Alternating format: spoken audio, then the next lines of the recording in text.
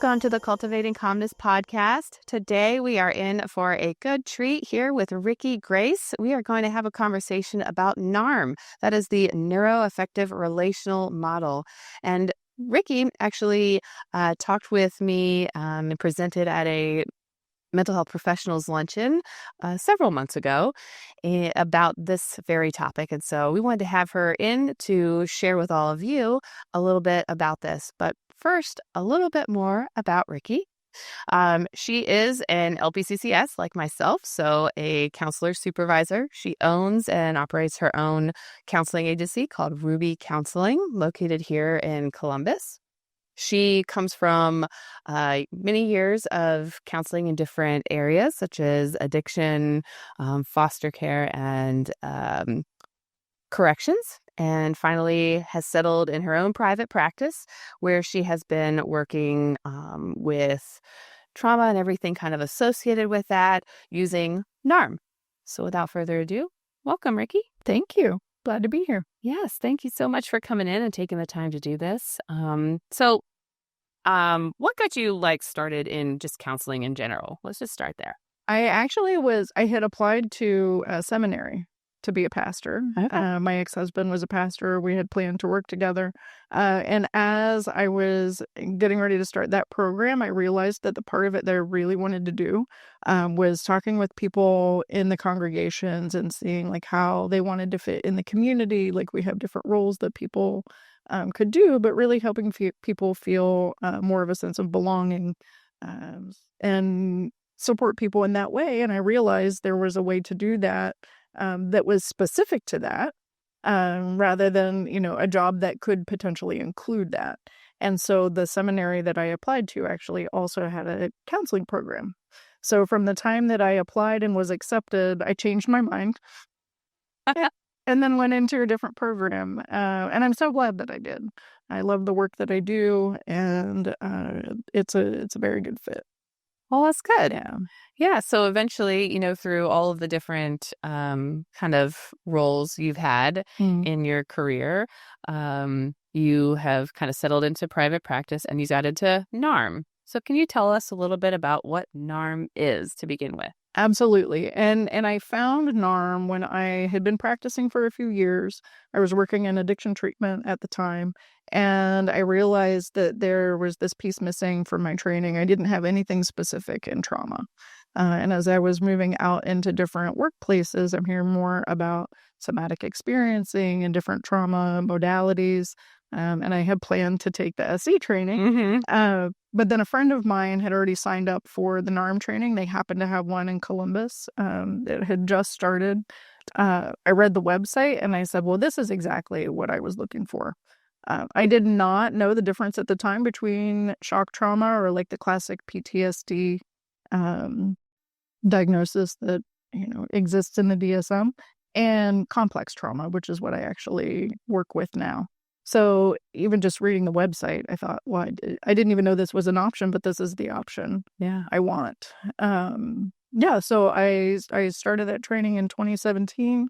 It went through 2018, and then I joined the training team right after that and have been enjoying learning and relearning and deeper learning this time. So it's my understanding that NARM is a relatively newer modality. Yes. So did you come in pretty early? I did. The first training in the U.S. was in 2012. I believe they had been doing some trainings in Europe prior to that.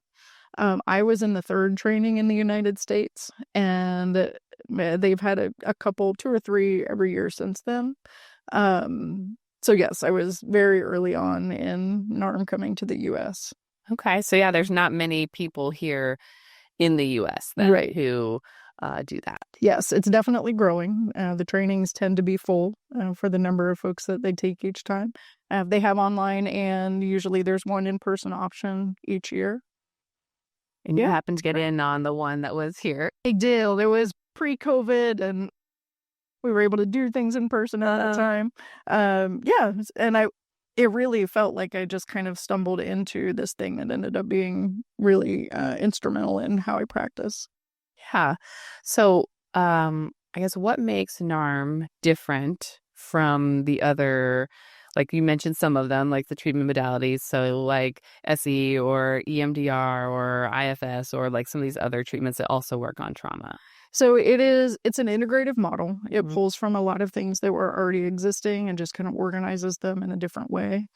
We use some traditional talk therapy techniques, but we also can incorporate somatic techniques as well.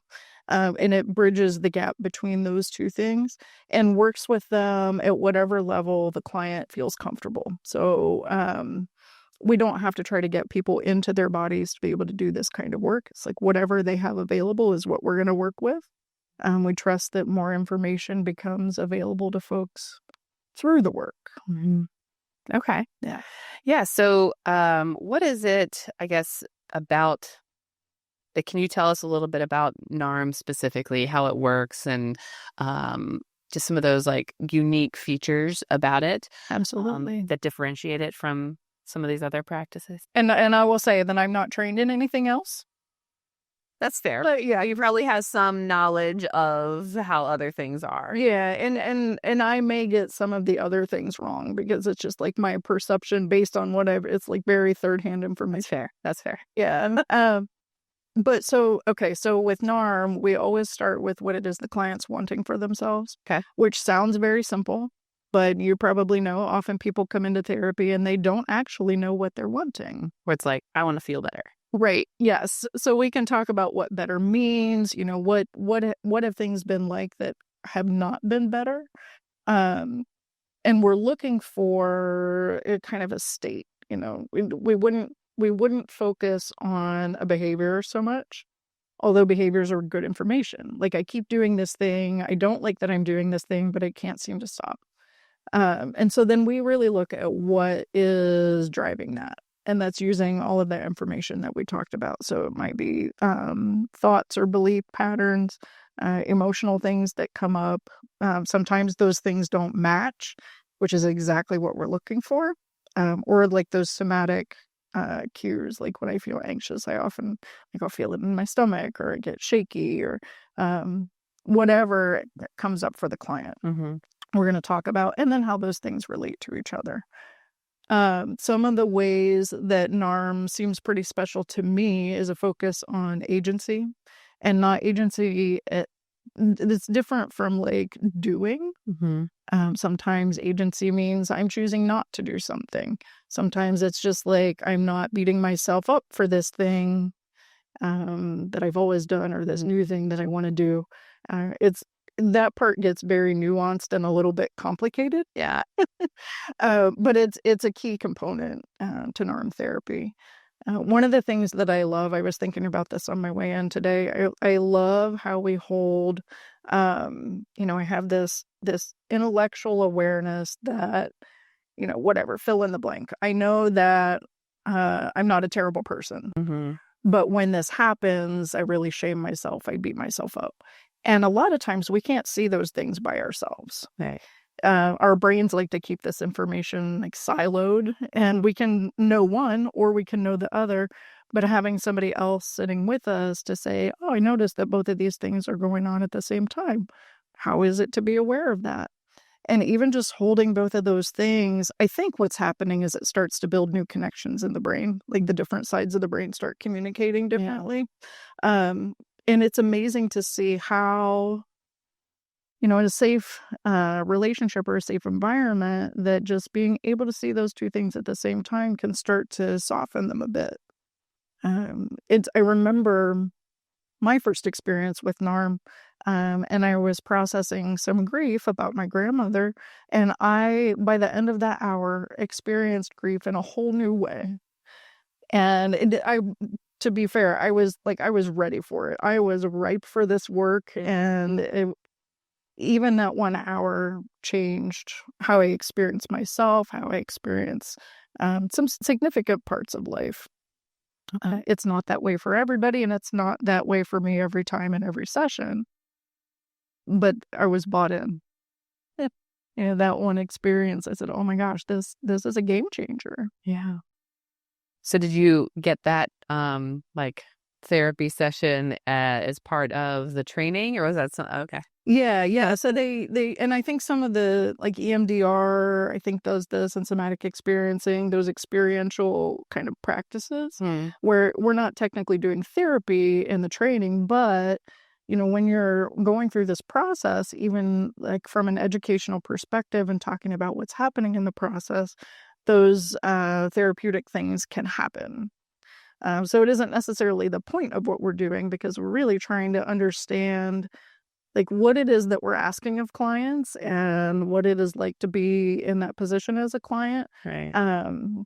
And I think this is true of therapy in general, and I know it to be true of NARM.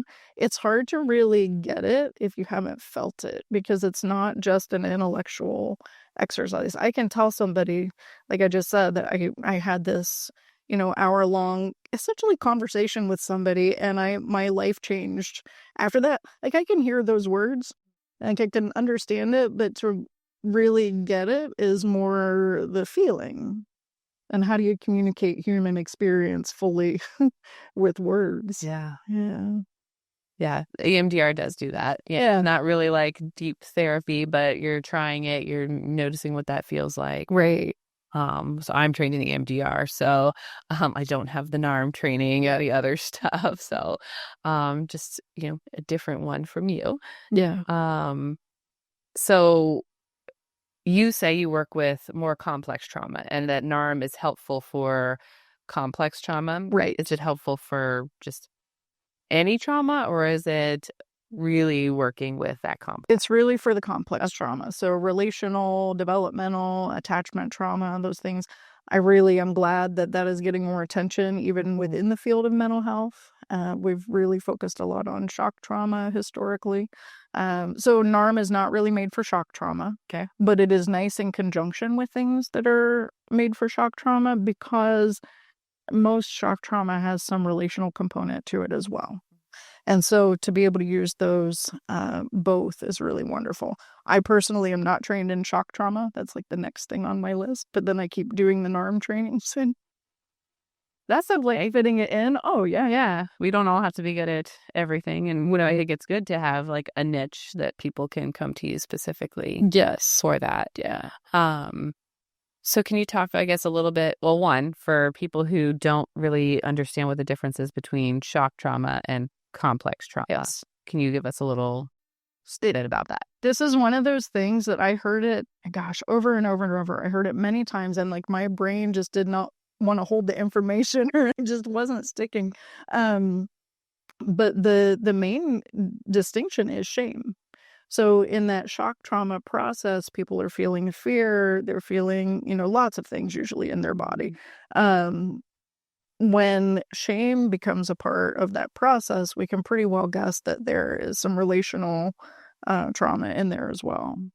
Okay, so like complex trauma is adding in the relational piece. Right. And oftentimes like complex trauma is viewed as, I wouldn't say lifelong, but more like something that has built on top of, many things that build on top of each other over time, versus shock trauma is usually like maybe one experience, right, one event. Yeah. It can happen certainly more than once, and the more there is, the worse it's probably going to feel. One of the things that I think is really interesting, I think there were studies done that showed that if people had earlier relational trauma, they're more likely to be traumatized by events. Or like the earlier childhood trauma increases the risk of trauma down the road, because it has to do with basically how our brains process the information. And if there's wounding earlier on, it makes sense that it would be more wounding later if that stuff is unresolved. Right. Yeah. And one of the things that I think is really important to know about complex trauma and the relational stuff is that some of it is very subtle. Things that are not only like culturally acceptable, but sometimes culturally celebrated, that actually impact how we experience ourselves. And so I remember my first job working as a therapist, I'd say about half of the people coming through the program would say that they had trauma, and half of them would say, yeah, my childhood was fine. What I've learned is that like nobody makes it through childhood and is just fine. Like literally no one. Right. And so it really broadened my understanding of what trauma is And there's some pushback on that in the field. Like if we call all of these things trauma, are we diminishing somebody else's experience? I don't think so. I think we're actually really limiting things if we don't broaden that definition, and then we're left with our suffering and feeling like there's nothing we can do with it. Yeah, no, I agree with you on that. I think I tend to make the joke that people will come in and say they don't have any trauma identified, and I'm like, well, I'll find it. We'll find it, right? But it's unique to that individual, right? So if one person's trauma is not another person's trauma, and that's a big conversation that I know I have to have with people, because you get those like, well, I know so-and-so has it much worse than me. That may be true, right? Like, that may be true. And that doesn't mean that your life isn't hard based on what you've experienced. Right. One person's bullying is not another person's bullying. And that's why two different people can walk away from the same event having a totally different experience. Absolutely. So I'm with you on that. And I feel like, everybody has some kind of trauma. It's just going to be different in how they were brought up, how it was treated, how they got help or didn't get help, and all kinds of factors. We can't just say one thing. Yeah. Okay. Well, so what would you say are like the core principles like that are key to NARM? So in the practice of it, I would say that consent is huge. When we talk about what the client's wanting for themselves, I let them know, like, if we start down this road and you say, you know what, I don't actually want to go there, then that's fine. I'm totally okay with that. Like, saying yes now does not mean saying yes forever. And that focus on the agency, even within the process, is huge. So the consent piece is big. The client's agency is part of that, and the relational component of therapy. How do we do therapy with somebody if we don't feel safe enough? In my office, we've really focused on hospitality and, snacks and drinks for folks, and, trying our best to help people feel comfortable. So that if we're not safe on the outside, how are we going to feel safe on the inside? Right. Although with trauma, sometimes we're not safe on the outside, but that feels very familiar and comfortable. Yep. I'm sure there are more, but those are the ones off the top of my head. Yeah. So we know that this can work with the complex trauma because it's relational, and that's what a lot of the in the title of NARM is, that relational piece. What is it about the relational piece that is like being worked on, I guess? Yeah, and I remember hearing somebody say, and I'm sure millions of people have said it, but I don't think this is specific to NARM, is that we're wounded in relationship and we heal in relationship. And I just love that sentiment. There are some things we can kind of work through on our own and make sense of and feel different. But having that supportive dynamic, there are some things we can't do on our own. Like, we can't tell when we're holding these things that don't really fit together, but like when it's in our heads, like they're just going to stay not fitting. So having that other person to be able to, reflect things back and offer a different perspective. Okay, so another piece of it is that we really value relational repair.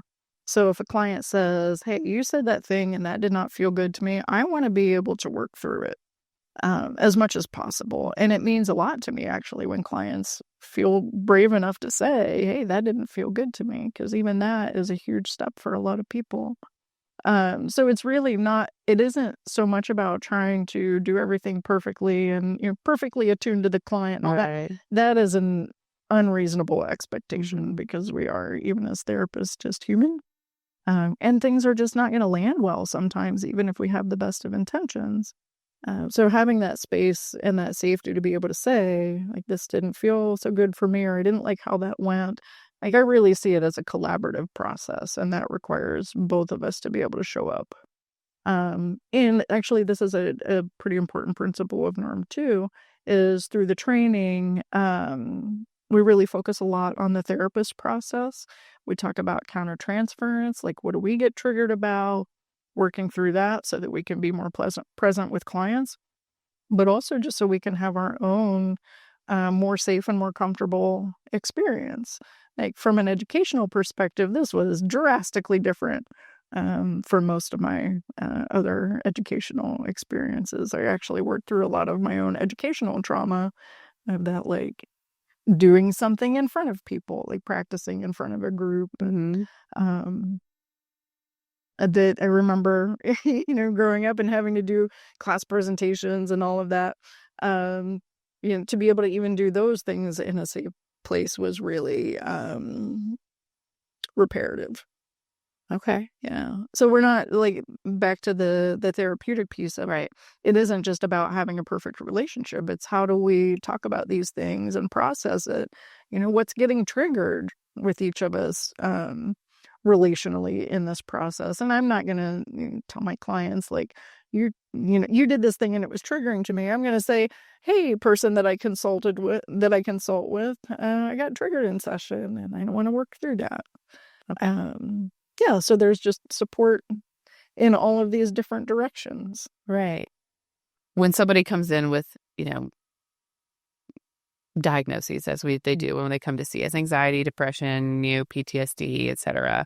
How does NARM and how do you use NARM to address the symptoms and the things they're coming in with? So a lot of times what's happening is folks come in and they say, I have these symptoms or I have this diagnosis and I want to feel better. And so we look at the specific things that they have going on. And if that specific thing were different, like what would that be like for you? This is the part of the what do you want for yourself? And then we take a look at what the symptoms are. And, we use the different techniques to like listen to the signals that our body or emotions or our minds are giving. To see if that makes sense in our current life, or is that something from a long time ago that we still carry. So it is like if we're talking and then like it's a non-diagnostic model. Okay. So we talk about the different survival strategies that people have. It's basically like developmental stages, kind of loosely defined. Like there is a timeline, but it's not as cut and dry as that because one developmental stage leads into the next. And so it is thinking about like the Enneagram where these are like distinct categories. Like it looks kind of like that, but it isn't really like that. That's just an easier way to teach than to say we have all these things and they mix together. Yeah, it's like we learn the different stages and then we understand the nuance of it. That said, a lot of the clients that I get are in that kind of neurodivergent realm. I work with a lot of folks who have autism and ADHD, bipolar disorders, borderline personality. Like that is my favorite. I don't like that group of things. Yeah. I do a lot of that kind of work. But like I said, NARM is not really designed for PTSD. It's also not great for active psychosis because of that agency piece. Like if somebody isn't reasonably like grounded in reality, then it's not going to be as effective. Right. Even though we can use still a lot of the principles about consent and looking at agency. Yeah. So the agency piece is where it's the what do you want to do with this? What are you trying to get out of it? And is that a session to session thing? Whereas like so EMDR, it's like I want to work on this car accident or something that I experienced. And so we may start in a session, but if we don't finish, we're going to pick that back up the next session. We're not going to be like, well, we didn't finish, but where are we today? Yeah. That's an option, I guess, but it's not, as recommended. Yeah, that makes sense. So NARM you can do however the person wants to handle it, and I let people know that on the front end. We may talk about the exact same thing every time you come to see me. That's okay with me. Sometimes people worry about me getting bored. And so far that's not been an issue. Or, it may be different from one time to the next, and that's totally fine too. I do notice that, some of the folks that I worked with, we worked together for years, and there are these common themes that come up. And really, like, we're all human beings, and so there are common themes even from one person to the next. We all generally want more internal quiet and peace and a sense of our freedom and, we have more connection with people. That is a lot of the work that I do. Yeah. So it does sound like you're really trying to take a moment that they can recognize or bring to session, whatever that is, whether it's a present or a past experience, then you're kind of taking that and saying, well, what do you want to feel? Where do you want to be? Right. Where are we now? And you're trying to bring those two kind of together then and into a better place. Yeah, sometimes they come together. And sometimes we find that what we're wanting for ourselves maybe isn't available or isn't even what we want anymore. We've just believed that we've wanted that, and now we're going in a different direction. So sometimes, we're kind of softening the things that get in the way of what we want, and sometimes it's like processing the grief or the anger, the frustration about like what I want really isn't available to me. Mm-hmm. So you said you really like the borderline bipolar. I'll say I worked in inpatient when I first started. So we did see a lot of those diagnoses, usually the extreme versions because they've been hospitalized. So I definitely have a insight into what that might be like. As far as in a private practice setting, I don't see many people that come in with that diagnosis currently.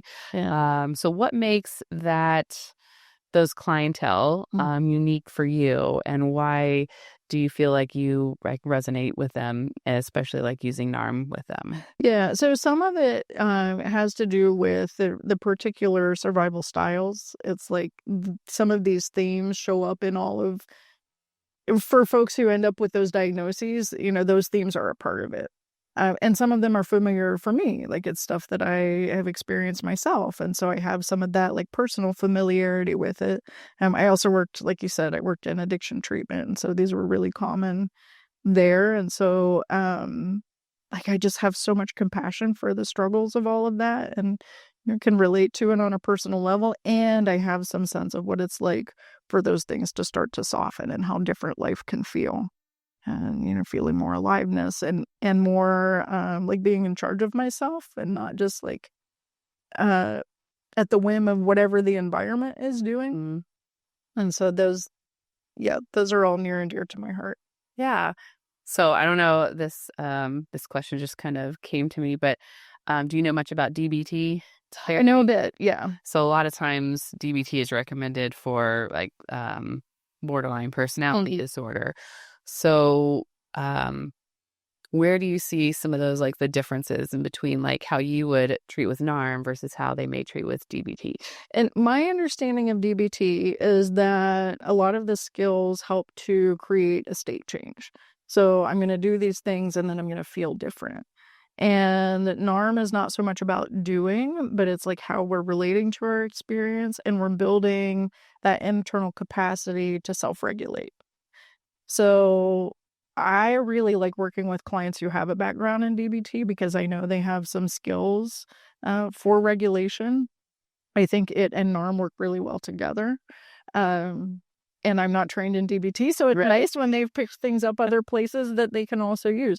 I don't think that they're opposed to each other. I think they can work well together. Yeah, so yours is more of the emotional, physical, aspects, whereas I think DBT, and I'm not trained in DBT either. So, that I think it's also, there's that piece of it that's, I can hold two things to be true at once. And that is a big part of NARM. Yeah. Okay. So that's how that would relate as you want. Huh? Yeah. And then when we're holding both of those things, I don't know if they do this in DBT. As we're holding both of those things, then we also pay attention to what happens when we're holding both of those things. It's not just that I can, it's what is that experience like? And then some of the other strategies will start to kick in. And people will lean more toward this thing or that thing, of the two that they're holding. And how is it to notice that? Often the one that people go toward in that moment is the more shaming or blaming stuff. And so then we can talk about, well, what's it like to be present with both of these things and then to feel that pull toward this familiar path. And do you want to go down that path? Is that helping you in some way? And in NARM, we're not trying to eradicate any of that. We're not trying to extinguish anything, but really give ourselves more options. Because all that stuff that helped us survive may be necessary at some point. And for a lot of people, there's a fear of like, what if I can't do that anymore? Right. But when we're in this more healed place, it's like we have access still to our survival stuff. Right. That's not going to go. That where our survival isn't overactive. And I think that's what we experience with our clients is that it's hyperactive, not in the attention piece, hyperactivity piece, but just that I'm overreactive to stimuli. So when somebody talks to me with a certain tone, I am immediately reactive to it versus I can differentiate between that tone and a slightly different tone. Yes. Yeah, I can stay more in that curious place of, I noticed that their tone is like this, and I don't necessarily immediately jump to a specific interpretation. Because a lot of times when we have those specific interpretations, it's like, that's the go-to. Yep. No matter what's going on, my brain says, you mean this, because that's what's familiar to me. That's what I was told this tone means. And then that's how we determine like safety, right? Is it safe? So I know how to keep myself safe by interpreting your tone this way.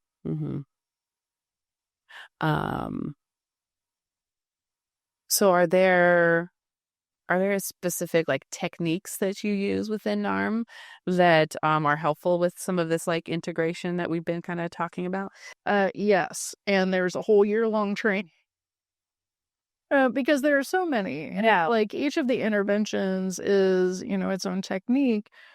And it's like we learn the different interventions, but then like the maybe more difficult thing is learning like when to use what. Yeah. But we're also not necessarily shooting for perfection because however a person responds to what I say is going to be really good information for the process.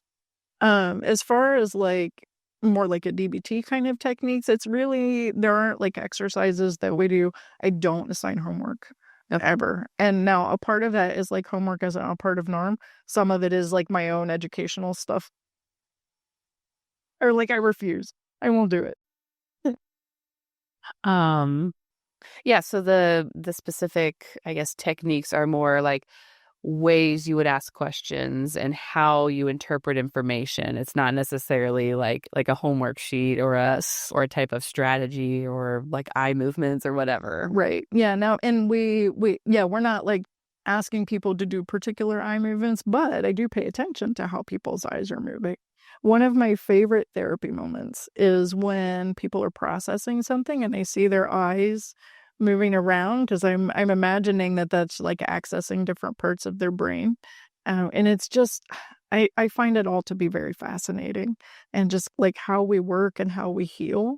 And, I believe that we are like self-organizing. We are self-healing systems, that our nervous systems want to go in that direction.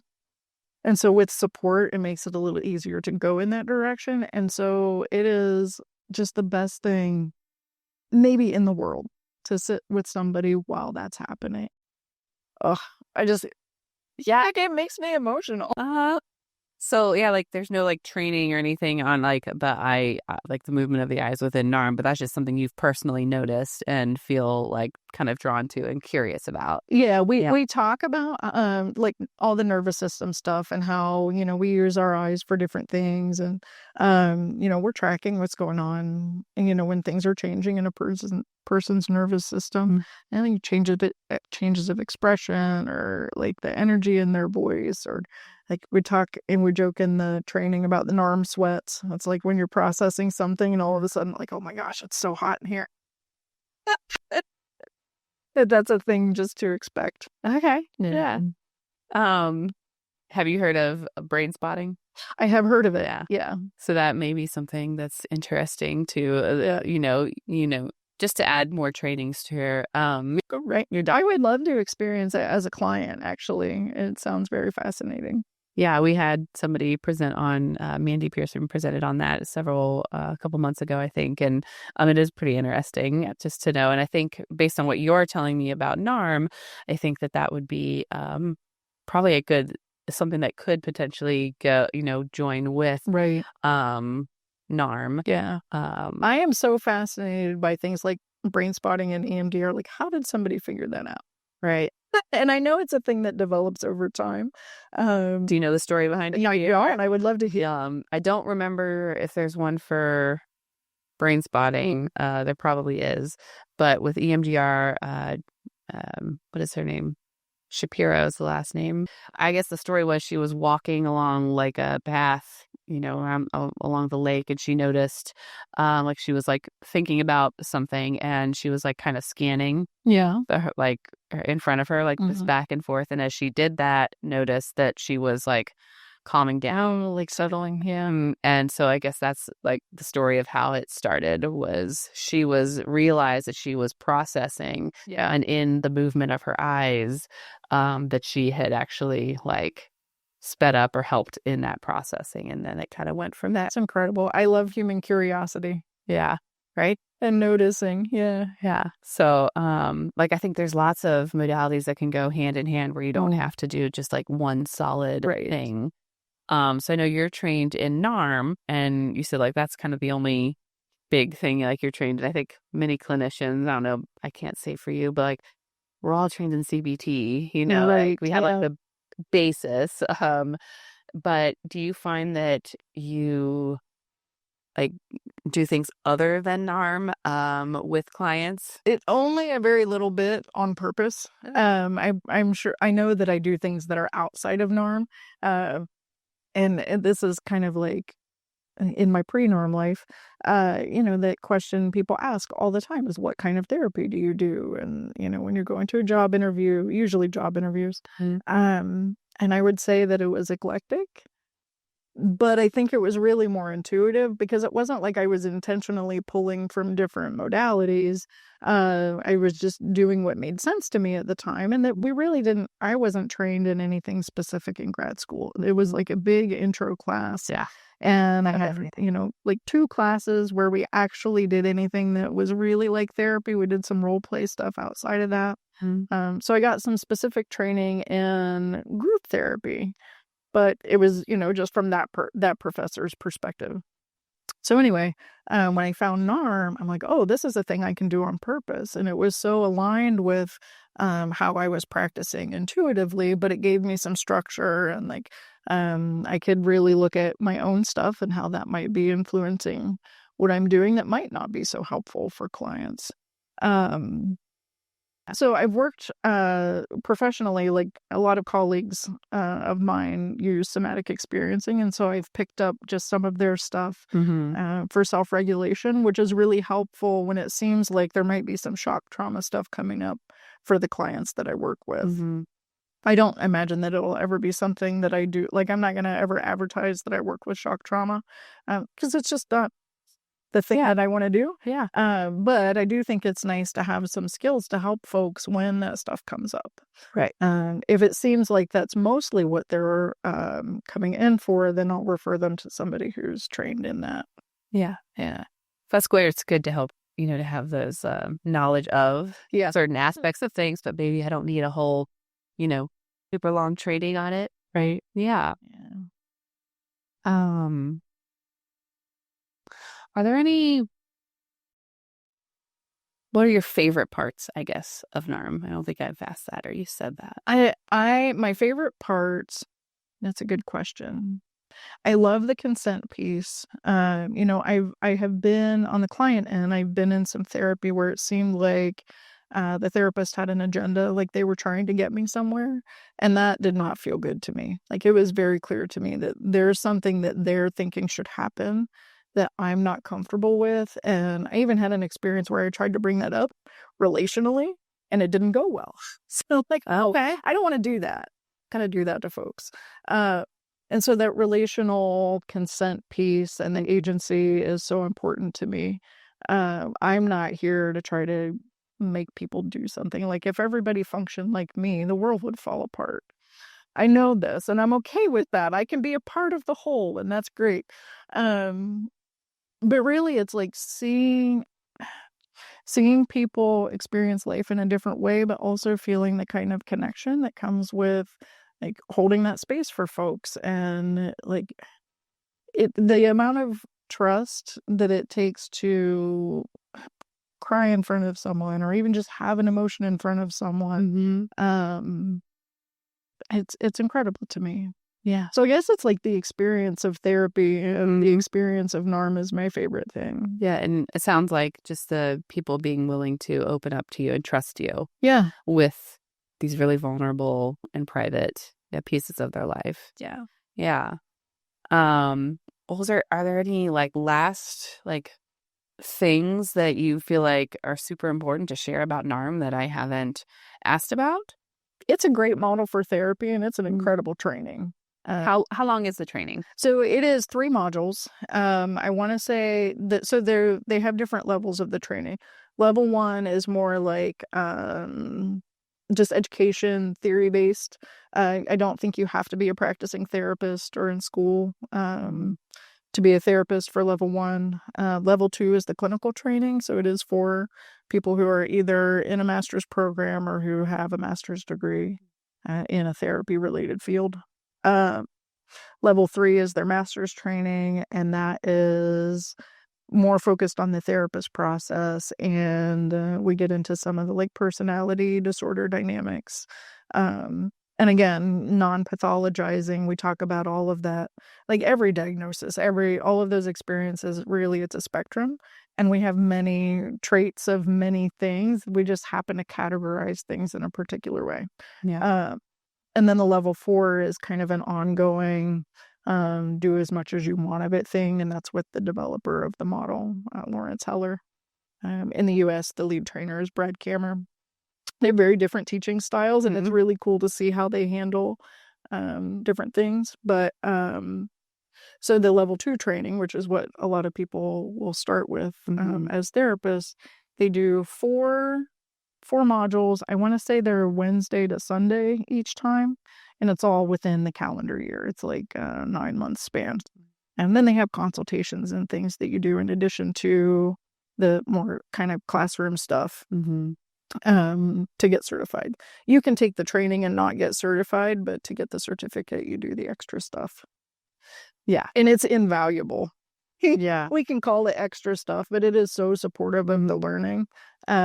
Which meant a lot to me because I've taken some trainings where to get certified, you like take this test that you can take as many times as you need to, but pay this fee. And like the certification really wasn't much, but this actually is of value to the students. And I appreciate that.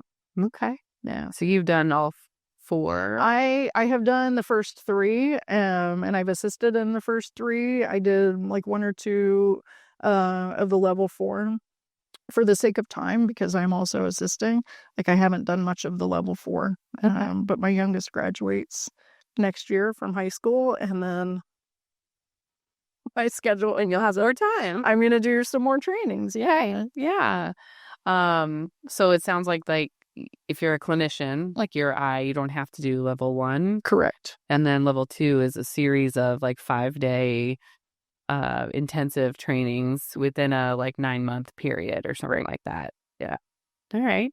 So pretty a fairly large investment, I would say, like time specifically. Yeah. But you feel well worth it. Absolutely. And if you were to get training here, like in the United States, you would be one of not a lot of people. It's really, yeah. So it's not a huge amount. It's more of a unique, like a niche. I mean, I don't know if you know this, but in like Ohio or even just the Columbus area, are there many NARM? There's some, and in part because we did have that one training actually in town. Right. And I think there were like 30 or 40 people in that cohort, but they weren't all from Central Ohio. You know, some people came from out of town. There are a fair number, like it's kind of a surprising number of NARM therapists in Ohio.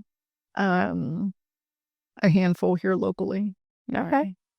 Yeah, so I mean, I guess 30 people for state of Ohio or surrounding area seems like a lot, but when you spread it out in the state, right, there's probably not many of you here, even in Central Ohio. No. Where like you looked up EMDR in Central Ohio, you would have Are there a lot? So this is a newer and upcoming, training or specifically complex trauma. Yes. So it may be something that could interest those clinicians that are wanting to do more in that area. Absolutely. And I'm always happy to answer questions about the training and have conversations with folks about NARM. I love it. I can tell you used to be very passionate about it. I really am. It's been a game changer for me clinically, and has really added a lot to my life. As a the Hair Club for Men, I'm not only the president, I'm also a member. But yeah, it's been helpful in my own therapy. Well, I thank you so much for coming in today and talking about this and presenting, several months ago. I know that can be daunting and for some people. No, and it was really lovely. I really appreciated how you had that set up so that we could just chat and everybody get to know each other and answer questions. And yeah. Well, I really enjoyed this, and I hope that anybody listening, may consider either getting some NARM therapy from you or consider getting training in NARM. Absolutely. And we'll have all of your information in the links below. Thank you. People can reach out to you if they need to as well. Sounds good. Thank you.